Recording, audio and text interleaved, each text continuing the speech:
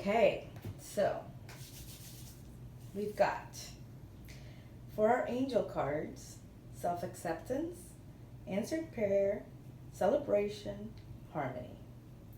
For our tarot cards, we have the Magician, the Moon, the Nine of Wands, the Ten of Wands, the Nine of Pentacles, and the Knight of Wands. So let's start with the Magician. The Magician. The Magician.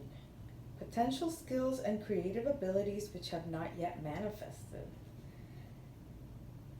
It's an upsurge of energy and an intuition of exciting new opportunities. He presages insight and awareness of unexplored possibilities. The Fool is blind, with only his animal sense of meaning to be found somewhere, somehow. But through his meeting with Hermes, the Magician, it becomes clear that the journey is possible and that one has the capacities that have yet to be developed. And then you have the Moon. The Moon, the Moon, the Moon. So the Moon pretty much says that we don't quite see the entire picture, but we see what we need to see, and we're being guided. And that's what I see the Moon as, because you could look at all these different directions, and there is a bright light that reflects on the water. But you just don't know until you take that direction. But you know that everything's going to be good. Nine of Wands.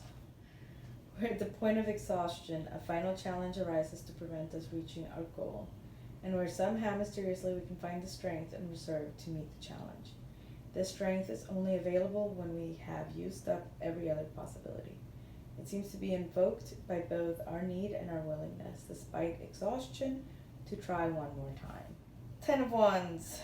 Individual is overburdened and oppressed by having taken one more than he or she can deal with. The imagination has been stifled by too many worldly concerns, and some of the youthful daring and willingness to take risks have not been lost. Certain things may need to be relinquished so that the creative process can be refreshed and a new cycle may begin. The Nine of Pentacles, though, is really good. Excited about that one. We are going to be very pleased with ourselves, been able to achieve strong sense of solid identity and a feeling of one's unique abilities and the worth of one's life. It's not inflated, but based on realistic appreciation of one's skills. This card reflects solitary and self-sufficient enjoyment of good things, which does not depend upon anyone else's agreement or validation to provide pleasure and deep satisfaction. Got the Knight of Wands. Craving new and ever more glorious adventures. When the Knight of Wands appears in a spread, it is time for the individual to develop a volatile, exuberant, and adventurous qualities. The Knight of Wands manifests as a change and seeks broader and greener pastures. Sometimes the Knight of Wands will enter one's life in the form of charming and exciting, or rather unreliable young man, full with new ideas, who inspires but who must be taken with a proverbial grain of salt, lest he lead one into a bad fall. But if such an individual enters one's spheres, it should be seen as augury that these qualities are trying to emerge from within oneself.